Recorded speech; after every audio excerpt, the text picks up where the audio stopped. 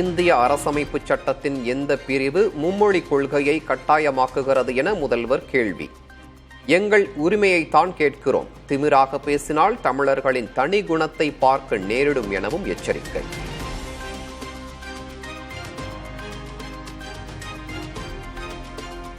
அரசு பள்ளிகளில் தமிழ், ஆங்கிலம் மூன்றாவது ஒரு இந்திய மொழி என மும்மொழிகள் கற்பிக்க கூடாதா? முதல்வர் ஸ்டாலினுக்கு பாஜக மாநில தலைவர் அண்ணாமலை கேள்வி.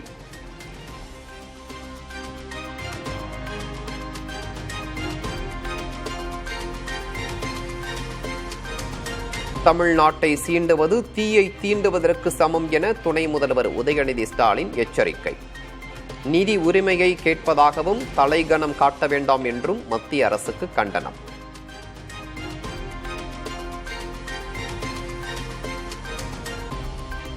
தமிழ்நாட்டில் இருமொழி கொள்கைதான் கடைபிடிக்கப்படும் என வேலூர் அதிமுக மாநாட்டில் அக்கட்சி பொதுச் செயலாளர் எடப்பாடி பழனிசாமி பேச்சு. தமிழகத்தில் ஆட்சியாளர்களை பார்க்காதீர்கள், மக்களை பாருங்கள் என மத்திய அரசுக்கு வலியுறுத்தல்.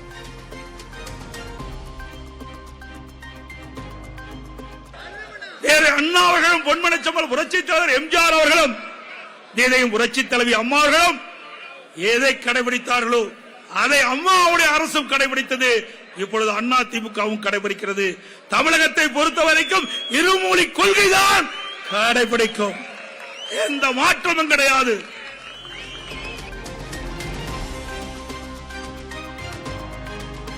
மும்மொழி கொள்கையை வலிய திணிப்பதாக தமிழக வெற்றிக் கழக தலைவர் விஜய் கண்டனம். தமிழகத்திற்கு நிதி ஒதுக்க மாட்டோம் என்று பகிரங்கமாக அறிவிப்பது பாசிச அணுகுமுறை என்றும் குற்றச்சாட்டு.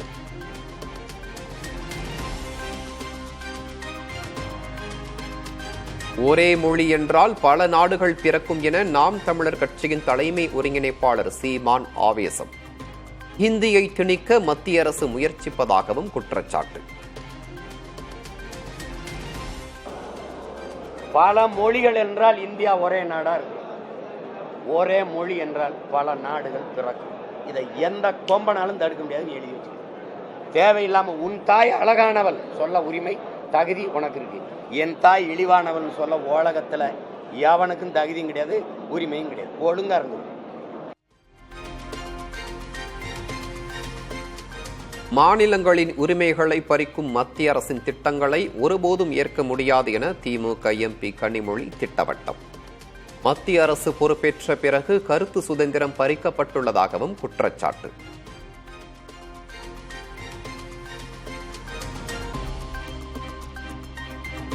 தேசிய கல்விக் கொள்கையை திணிக்கக்கூடாது என பாமக தலைவர் அன்புமணி ராமதாஸ் கருத்து. மாநிலங்களின் உரிமையை மத்திய அரசு மதிக்க வேண்டும் என்றும் வலியுறுத்தல்.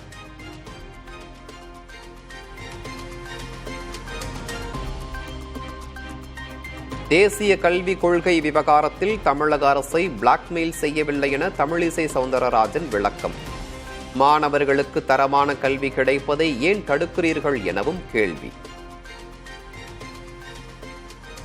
பிளாக்மெயில் பண்ற அளவுக்கு மத்திய அரசு இல்லை.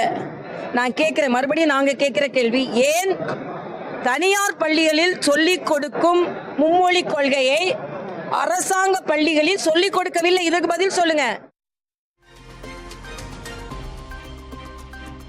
மத்திய அரசின் அணுகுமுறை தமிழ்நாட்டு மாணவர்களை பழிவாங்கும் வகையில் உள்ளது. மும்மொழி கொள்கை விவகாரத்தில் மார்க்சிஸ்ட் கம்யூனிஸ்ட் கட்சி மாநில செயலாளர் சண்முகம் கருத்து.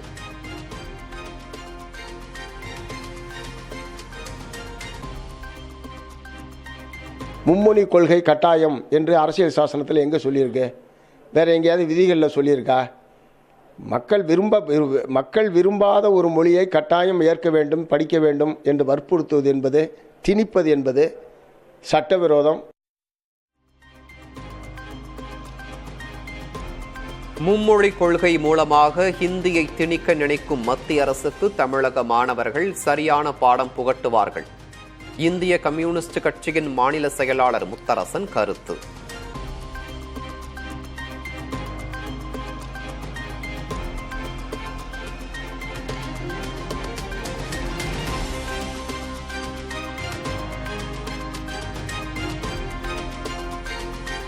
தேசிய கல்விக் கொள்கை விவகாரம் மற்றும் தமிழகத்திற்கான நிதியை வழங்காத மத்திய அரசுக்கு தேமுதிக கண்டனம்.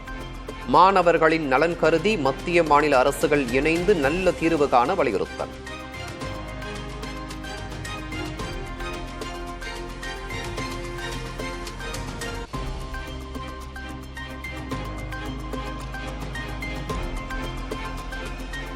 டெல்லி ரயில் நிலையத்தில் ஏற்பட்ட கூட்ட நெரிசலில் சிக்கி 18 பேர் உயிரிழந்த விவகாரம். உயிரிழந்தவர்களின் குடும்பத்தினருக்கு தலா 10 லட்சம் ரூபாய் நிவாரணம் வழங்கப்படும் என ரயில்வே அமைச்சகம் அறிவிப்பு.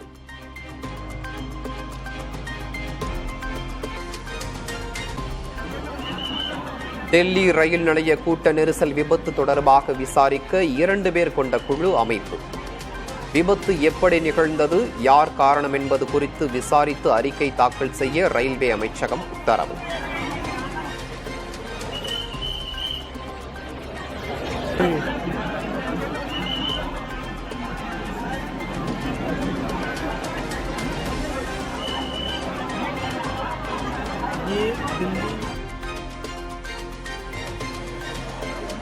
டெல்லியிலிருந்து பிரயாக்ராஜ் நகருக்கு செல்லும் ரயில்கள் குறித்த தவறான அறிவிப்பே விபத்திற்கு காரணம். டெல்லி ரயில் நிலையத்தில் ஏற்பட்ட கூட்ட நெரிசல் தொடர்பான காவல்துறை முதற்கட்ட விசாரணையில் தகவல்.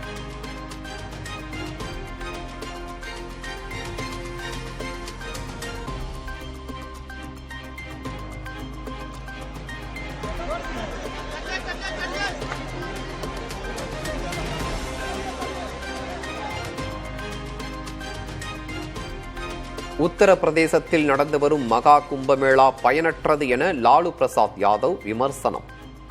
டெல்லி ரயில் நிலைய விபத்து சம்பவம் ரயில்வே அமைச்சகத்தின் தவறான நிர்வாகமே காரணம் என குற்றச்சாட்டு.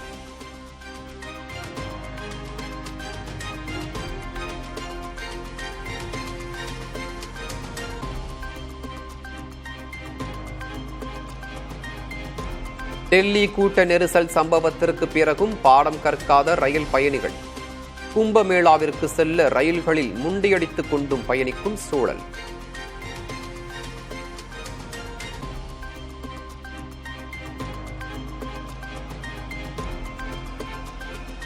டெல்லி ரயில் நிலையத்தில் கூட்ட நெரிசலில் நேரிட்ட விபத்தில் உயிரிழந்தோரின் குடும்பத்தினருக்கு எடப்பாடி பழனிசாமி இரங்கல். மருத்துவமனையில் சேர்க்கப்பட்டிருப்போர் பூரண உடல்நலம் பெற இறைவனை வேண்டுவதாக சமூக வலைதளத்தில் பதிவு.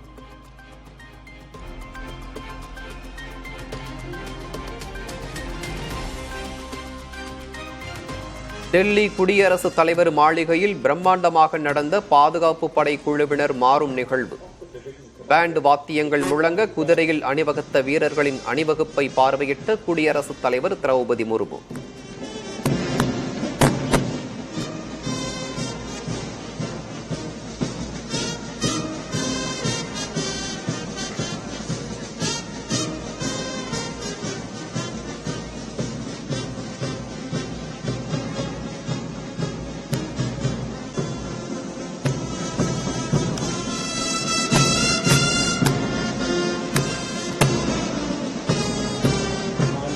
Division Commander, the two mounted guards of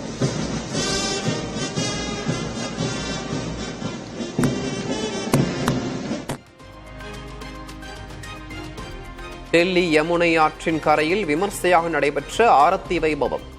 மங்கள வாத்தியங்கள் முழங்க நடைபெற்ற வைபவத்தில் திரளான பக்தர்கள் பங்கேற்பு.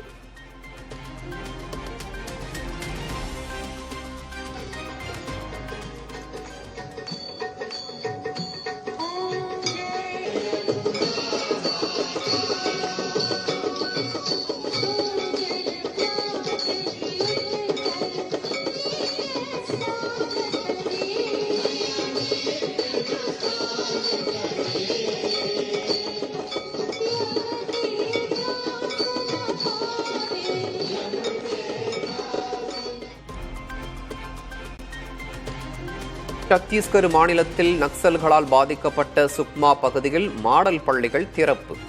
துணை ராணுவ படையினரின் முன்னெடுப்பில் தொடங்கப்பட்டுள்ள பள்ளிகளுக்கு வரவேற்பு.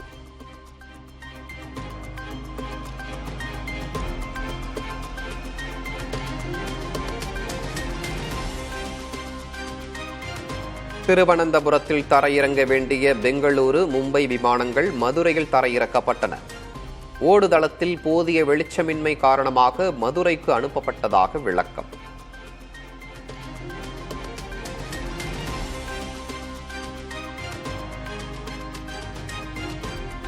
குஜராத் கடலோர பகுதிகளில் தீவிர ஒத்திகையில் ஈடுபட்ட இந்திய கடற்படை வீரர்கள் மேற்கு கடலோர பிராந்தியத்தில் பாதுகாப்பை அதிகரிக்கும் பொருட்டு சிறப்பு பயிற்சிக்கு ஏற்பாடு.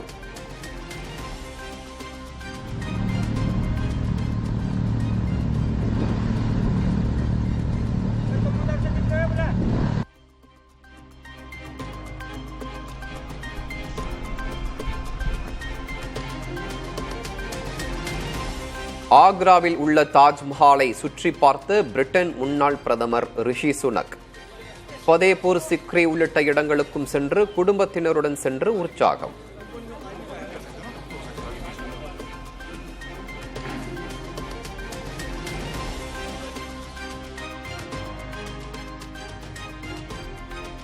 மும்பை நியூ இந்தியா கூட்டுறவு வங்கியில் 122 கோடி ரூபாய் முறைகேடு நடந்த விவகாரம்.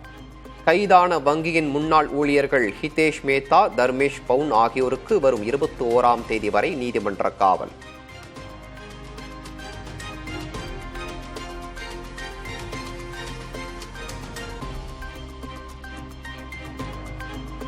கர்நாடகாவில் அரசு மருத்துவமனையில் செல்போன் டார்ச் லைட் வெளிச்சத்தில் நோயாளிக்கு சிகிச்சை.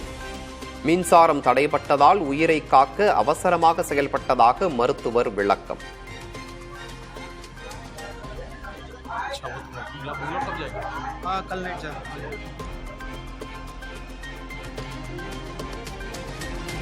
விமான பயணத்தில் கை மற்றும் கால்களில் சங்கிலியால் கட்டியே அழைத்து வரப்பட்டதாக அமெரிக்காவிலிருந்து திருப்பி அனுப்பப்பட்ட இந்தியர்கள் குற்றச்சாட்டு.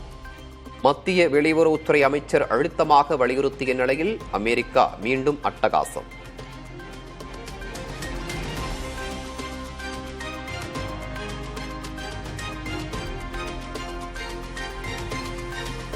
இந்தியா, வங்கதேசம் உள்ளிட்ட நாடுகளுக்கு அமெரிக்கா பல்வேறு பெயர்களில் அளித்து வந்த சிறப்பு நிதி நிறுத்தம். அரசின் செலவின குறைப்பு திட்ட நடவடிக்கை என அமெரிக்க அரசு வட்டாரங்கள் தகவல்.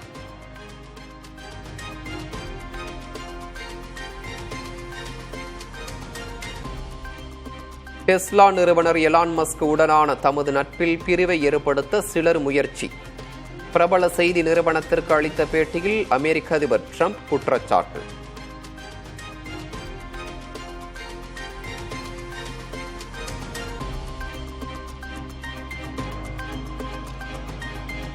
இஸ்ரேல் பிரதமர் பெஞ்சமின் நேத்தன்யாகுவுடன் அமெரிக்க வெளியுறவுத்துறை அமைச்சர் மார்க்கோ ரூபியோ சந்திப்பு. காசா மறுசீரமைப்பு, ஹமாஸ் பிரச்சினை, மத்திய கிழக்கு விவகாரங்கள் குறித்து இருவரும் ஆலோசனை.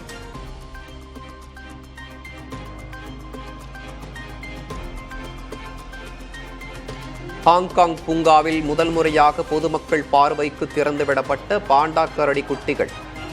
புதிய குட்டிகளுக்கான பெயரை பரிந்துரை செய்ய பார்வையாளர்களுக்கு பூங்கா நிர்வாகம் வேண்டுகோள்.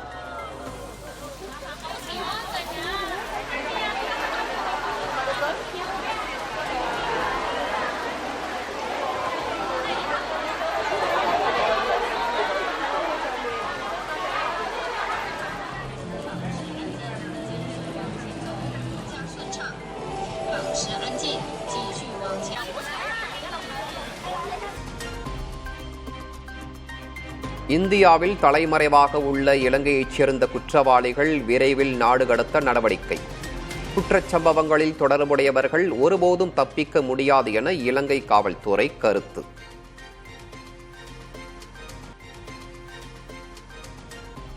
நடப்பாண்டு IPL தொடருக்கான அட்டவணை வெளியீடு. மார்ச் 22ஆம் தேதி தொடங்கும் முதல் போட்டியில் கொல்கத்தா, பெங்களூரு அணிகள் மோதல்.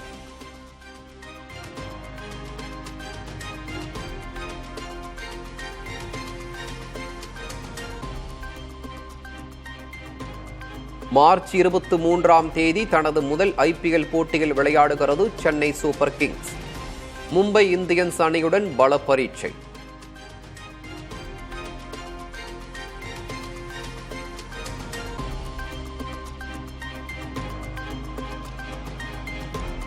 பணமில்லாத காரணத்தினால் படிக்க முடியாமல் போகும் மாணவர்களின் எண்ணிக்கை குறையவில்லை. அகரம் அறக்கட்டளையின் புதிய கட்டட திறப்பு விழாவில் நடிகர் சூர்யா ஆதங்கம்.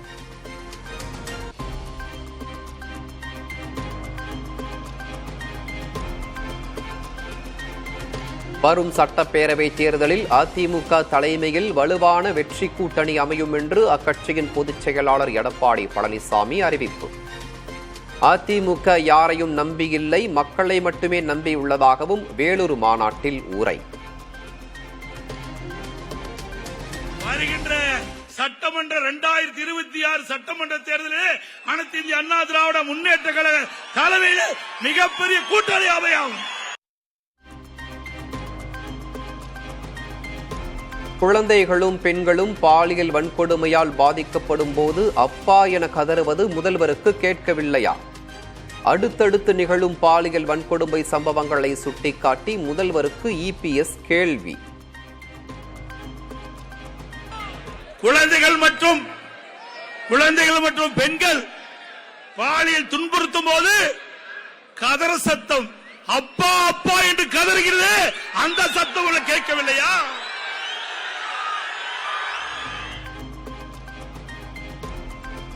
முகூர்த்த நாளையொட்டி திங்களன்று பத்திரப்பதிவு அலுவலகங்களில் கூடுதல் முன்பதிவு டோக்கன் ஒதுக்கீடு செய்யப்படும்.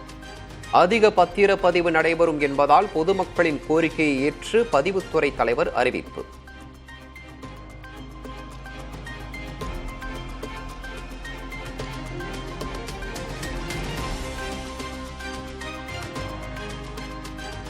தூத்துக்குடி விசைப்படகு மீனவர்களின் காலவரையற்ற வேலைநிறுத்த போராட்டம் தொடரும் என அறிவிப்பு. மாவட்ட ஆட்சியர் முன்னிலையில் நடந்த பேச்சுவார்த்தை தோல்வி.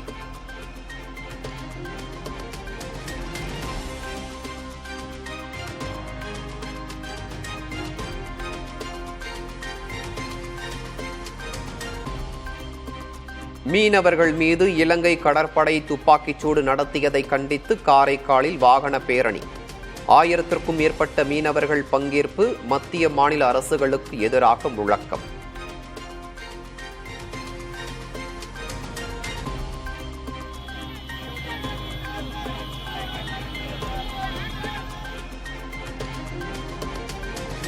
தமிழக மீனவர்கள் கைதை கண்டித்து திமுக எம்பி கனிமொழி தலைமையில் ராமேஸ்வரத்தில் ஆர்ப்பாட்டம்.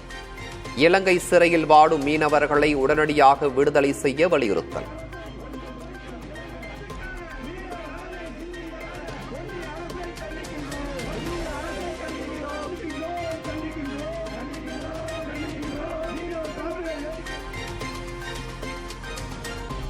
திமுக ஆட்சி மீது மிகப்பெரிய அதிருப்தி ஏற்பட்டுள்ளதாக அதிமுக முன்னாள் அமைச்சர் விஜயபாஸ்கர் கருத்து. மக்கள் மனதில் மாற்றங்கள் ஏற்பட தொடங்கிவிட்டதாக புதுக்கோட்டையில் நடந்த பொதுக்கூட்டத்தில் பேச்சு.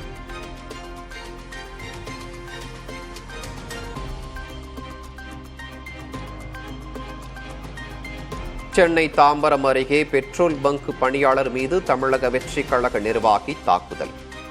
சிசிடிவி காட்சிகளின் அடிப்படையில் தலைமறைவாக உள்ளவரை தேடி வரும் காவல்துறை.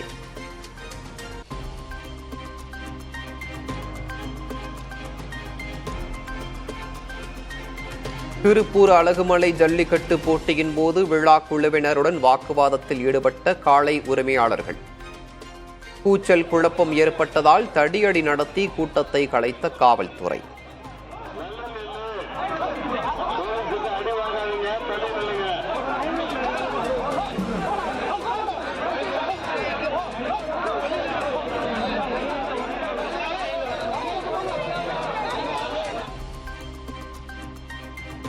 மதுரை மாவட்டம் மேலூர் அருகே சிப்காட் திட்டத்தை செயல்படுத்த 18 கிராம மக்கள் எதிர்ப்பு. வரலாற்று எச்சங்கள், தொல்லியல் தளங்களை பாதுகாக்க வேண்டும் என தமிழக அரசுக்கு கோரிக்கை.